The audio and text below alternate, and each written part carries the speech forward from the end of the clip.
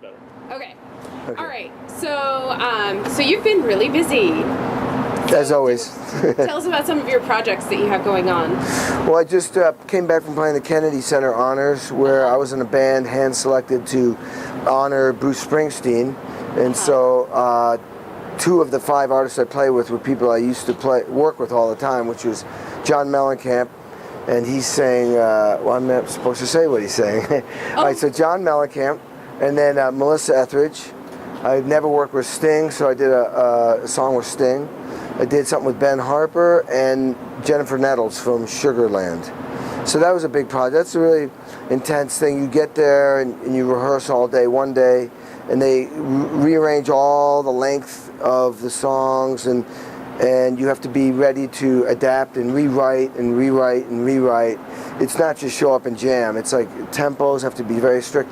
For me as the drummer, I have to know you're kind of running the show. I mean, when it starts, I have to know when to count off, and we do like an overture, and then I'm listening to who's talking, and I have to, when they announce somebody, you have to know when to count off to bring that person in. So I have to know what to count off, who to count off to, and the correct tempos and all that stuff to get it right. And they're really depending on me. I mean, the producer, the musical director, the people on stage, everybody is depending on me to do it right. Wow. There's no room for mistakes, that's for sure. Not at all. Yeah. And so they have like exact timings for everything. For yeah, the song. Exactly. So you have to use the click track in your head, or? I have a tempo thing right next to me, and I have a click. I make notes on every chart. Sometimes I have to put the click in my ear 3 songs early, because I didn't have time. One song ends and I go right into another song.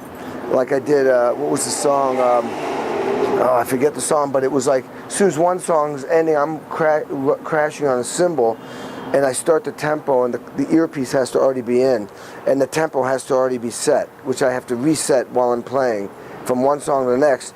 And I have to put a stick down, pick up a brush, and then I start the tempo by myself. While the music's fading out, I'm coming up with, it's very, very, and you only have like really one day to work that out.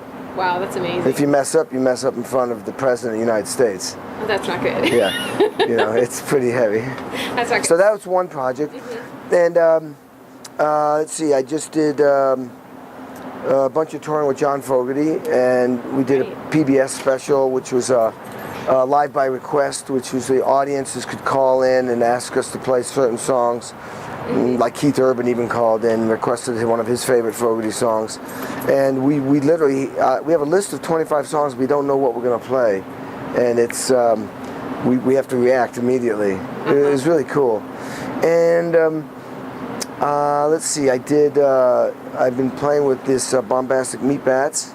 I've been recording a new project for iPhone apps. It's really? Yeah, so it just got released on iTunes in the App Store. It's a thing called Mix Me In.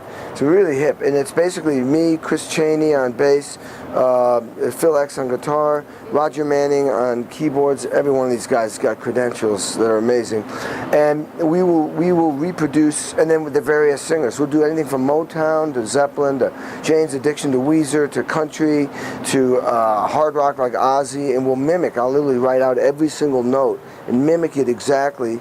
We record it, and you'll be able to download these songs, and you'll be able to, like, for example, hit the drum, the little cartoon character of me, the drums, hear just me playing, or then hit the bass player, hear just the bass. Then you can mix it, then you can hit drums and then hit acoustic button.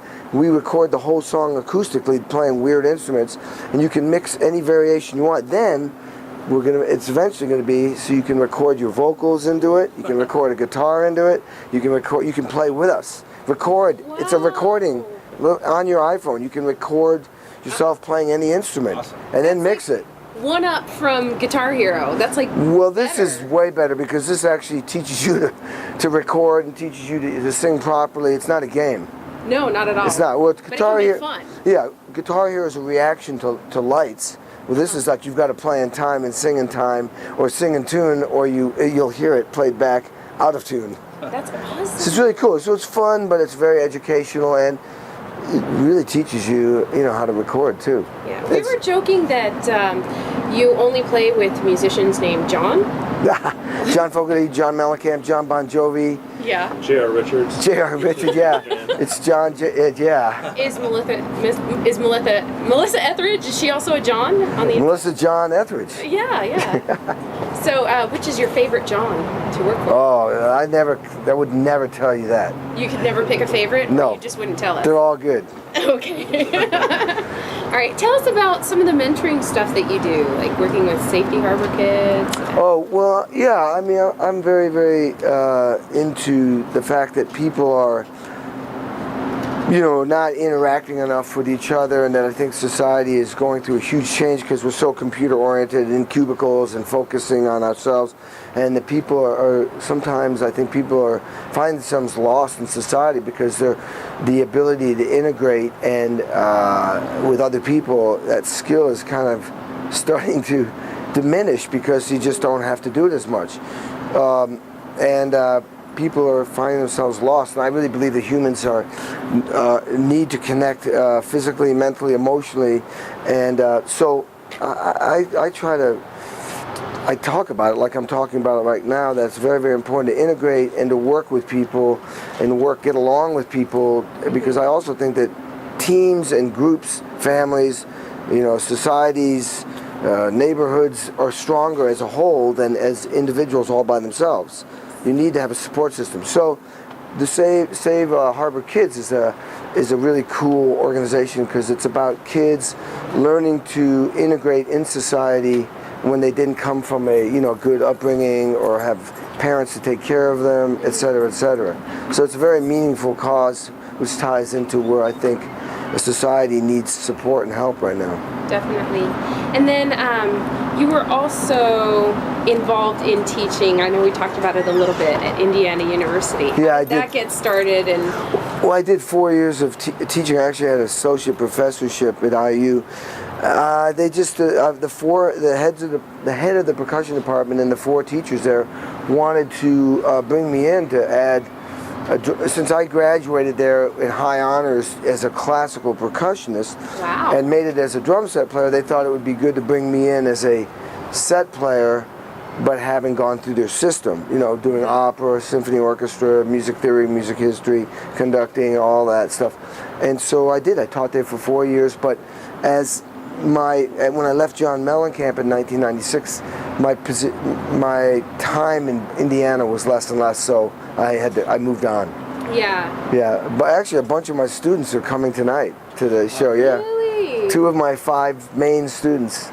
Oh, that's exciting. Yeah. And are they all performing? Oh yeah, they're all in bands, doing well. Oh, that's great. Yeah. That must be a good testament to the teaching that you did there. I guess. And you were involved with the Rock and Roll Fantasy Camp. Oh yeah, the Rock and Roll. Yeah. Tell us about how did you enjoy that and how did. Oh, the Rock and Roll Fantasy Camp is really cool because you have people there that a lot of them are very, very successful in their own businesses, but never had a chance or never made it for whatever reasons, and so they come to learn from us, people who are very, very successful, and they're there because they love and want to be there. So it's really fun to work with them, and they're so psyched to spend a week playing music and getting instructed by people who are very successful. Yeah, that's cool. And so what's your secret to eternal youth? 'Cause you're very